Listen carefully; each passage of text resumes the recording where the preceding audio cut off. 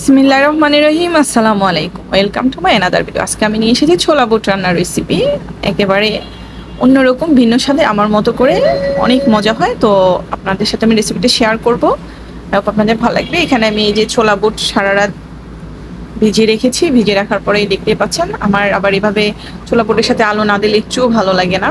তো আমি এখানে আলু দিয়ে দিলাম এভাবে কুচি করে, আবার আস্ত আলু দিয়েছি যেটা আমি কষলিয়ে দিব। তো এবার এটাকে সিদ্ধ করার জন্য বসিয়ে দিলাম, আর একটা প্যানে আমি বসাই দিলাম। এখানে নিয়ে নিলাম পেঁয়াজ, কাঁচামরিচ, দারচিনি, এলাচ, একটু 2-3টা লং, 2-3টা গোলমরিচ নিয়ে নিলাম। নিয়ে এটাকে আমি এখন কড়াইতে যে তেল দিয়েছি তেলের মধ্যে দিয়ে দিব।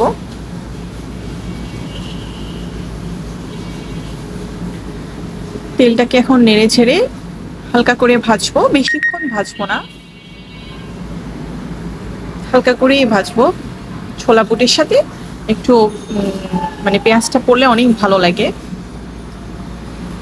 আর যেহেতু এটা একটু স্পেশাল, সেজন্য অবশ্যই একটু আপনারা দারচিনি, এলাচ দিবেন, নাহলে আসলে ভালো লাগে না। সবাই অনেকে ছোলা বুট রান্না করে, আমার কাছে আমার ছোলা বুটটাই অনেক ভালো লাগে। এখানে আমি নিয়েছি আদা বাটা, রসুন বাটা আর জিরা বাটা। আমি কিন্তু জিরাটা হাতে বাটছি। হাতে বাটা জিরার কিন্তু টেস্টটাই আলাদা। যারা বাটা মশলা খায় তারাই জানে। গুঁড়া দিলে ভালো লাগবে হয়তো, বাট আমার কাছে গুঁড়া মশলাও তো ভালো লাগে না, বিশেষ করে জিরা। তারপরে এখানে দিয়ে দিলাম হলুদ গুঁড়ো 2 চামচ, আর দিয়ে দিলাম সামান্য মরিচের গুঁড়ো, কারণ এত মরিচ দেওয়া যাবে না। দিয়ে দিলাম পরিমাণ মতো লবণ, কারণ লবণ টেস্ট করে আবার দিব, যেহেতু আমি ছোলা সিদ্ধ করার সময় একবার দিছি। তো আমার দেখেন মশলাটা অনেক সুন্দর করে কষানো হয়ে গেছে। এখন আমি আগে থেকে সিদ্ধ করে রাখা ছোলাগুলো দিয়ে দিলাম।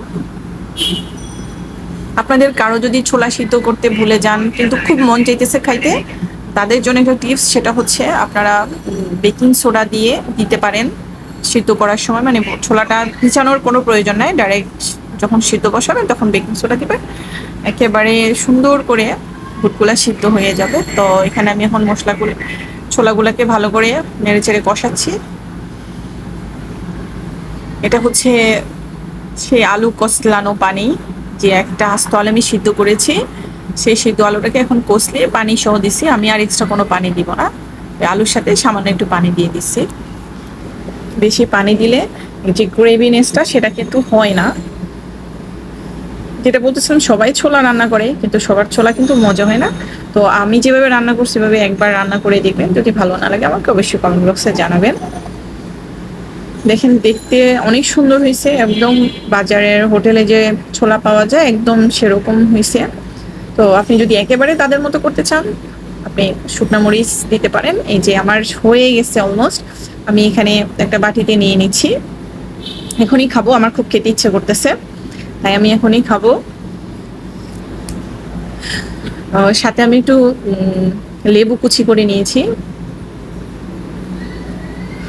তো দেখেন এই যে আমার ছোলা একেবারে সুন্দর হয়েছে। এটা কিছুক্ষণ রাখার পরে কিন্তু আরো গ্রেভি লাগবে। তো যদি আমার রেসিপিটা ভালো লাগে তাহলে আমার রান্না করার দেখানোটা অনেক সার্থক। তো